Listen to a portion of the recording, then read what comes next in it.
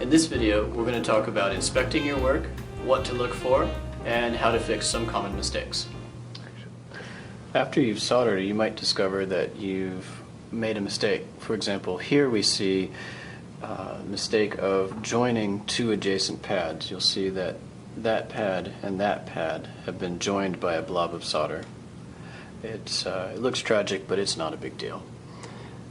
We pick up the soldering iron, and my preference is to use the wick, and I just press the wick down with the soldering iron pretty firmly, and the wick just soaks up all of the extra solder.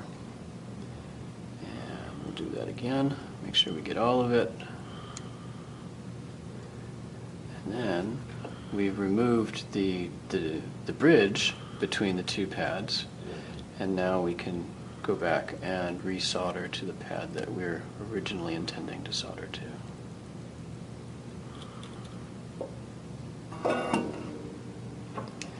Remember to trim the leads when you're done.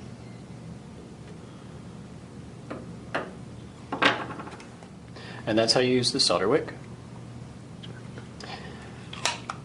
Here we have a problem soldering.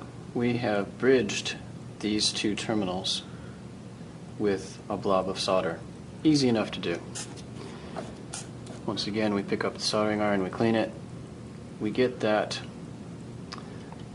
blob of solder hot with the soldering iron, and then holding the soldering iron there, we bring the solder sucker in and we suck up all of the excess solder. Probably suck up more solder than we want to, so we have to come back in, add a little bit more solder again to finish the job. That's how we use the solder sucker. Let's talk about cold solder joints. It's very important that when you're soldering, everything stays stationary while the solder is cooling.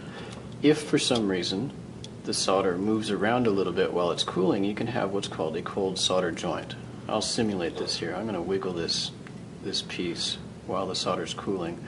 And when it does that, it forms a solder joint that you probably won't be able to see on camera, but it looks grainy, it looks clumpy, it just looks ugly. That's not a good solder joint, and eventually it's going to fail.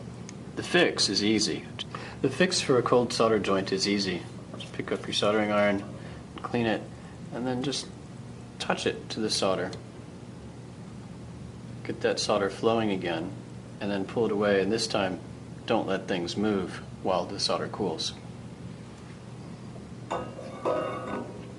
It's possible that you can get too much solder on a solder joint too. This solder joint that we're looking at right here looks like a big blob, even though it's not bridging to another piece. It's too much solder, and so we can use the solder wick just to take a little bit of that solder away.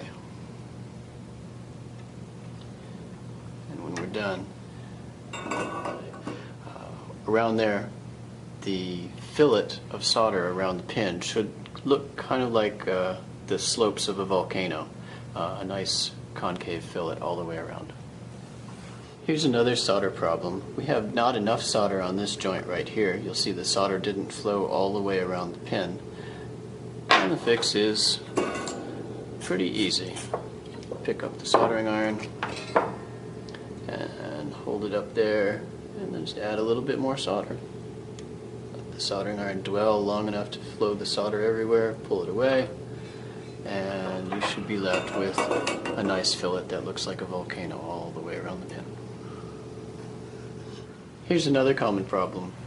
I spent too much time soldering this, and this insulation melted and pulled away from the board.